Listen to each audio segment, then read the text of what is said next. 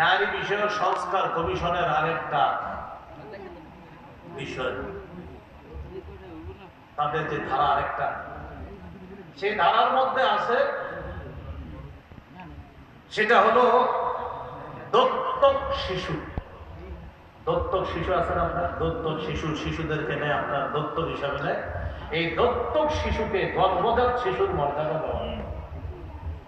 আপনার ছেলে না, আপনার মেয়ে না, হ্যাঁ আপনার মেয়ে, হ্যাঁ আপনার ছেলে। আপন ছেলে না, আপন মেয়ে না, সে কি আপন ছেলে মেয়ে হবে কোনোদিন? তো দত্তক শিশুকে গর্ভজাত শিশুর মর্যাদা দেওয়া, এটা আরেকটা দাবি। নাউজুবিল্লাহ। এই দাবির পিছনে উদ্দেশ্য হলো সূরা আহজাবের 4 নম্বর আয়াতকে অস্বীকার করা। কোন সূরা? সূরা আহজাবের 4 নম্বর আয়াত অস্বীকার করা। এটা হলো কি? দত্তক শিশুকে গর্ভজাত শিশুর মর্যাদা দেওয়া। আল্লাহ বলেন, ওয়ামা জাআলা আদিয়াকুম আবনাআকুম, তোমাদের ডাকা সন্তান, যাদেরকে সন্তান বলে ডাকো, বাবা তুই আমার ছেলে, তুই আমার মেয়ে, মানে ডাকে আর কেমনে, এটা আমার ছেলে, এটা আমার মেয়ে, আসলে ছেলে না, আসলে মেয়ে না। আল্লাহ বলেন তোমাদের এই ডাক দেওয়া ছেলে আর ডাক দেওয়া মেয়ে আল্লাহ কিন্তু আবনাআকুম, তোমাদের আসল সন্তান হিসেবে স্বীকৃতি দেন নাই।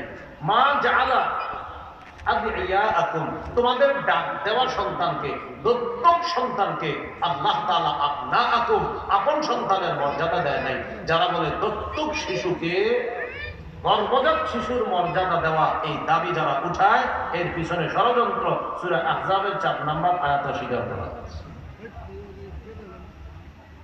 এই হলো নারী বিষয়ক সংস্কার কমিশনের আরেকটা কোরআন বিরোধী বিষয়। এখানে আসছে যালিকুম কাউলুকুম বিআফওয়াহিকুম, আল্লাহ বলেন যাদেরকে তোমরা ছেলে বলে ডাকো, মেয়ে বলে ডাকো, আসলে ছেলে না, আসলে মেয়ে না, এগুলো তোমাদের মুখের কথা, কিন্তু সে ছেলে বললেই ছেলে হবে না, মেয়ে বললে মেয়ে হবে না। হ্যাঁ, পালিত ছেলে, পালক মেয়ে, পালক ছেলে, এতটুকু বলা যাবে।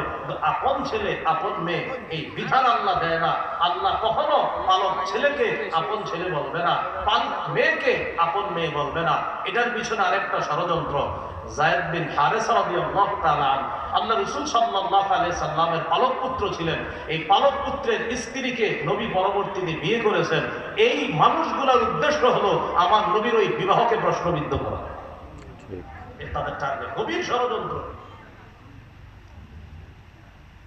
নারী বিষয়ক সংস্কার কমিশনের আরেকটা ধারা,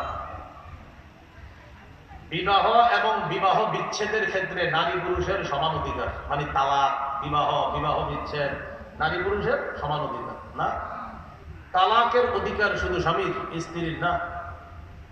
হ্যাঁ, স্ত্রীকে যদি স্বামী অধিকার দেয় তখন স্ত্রী অধিকার পায়, কিন্তু স্ত্রীর ডাইরেক্ট অধিকার হয়ে যাবে এমন না।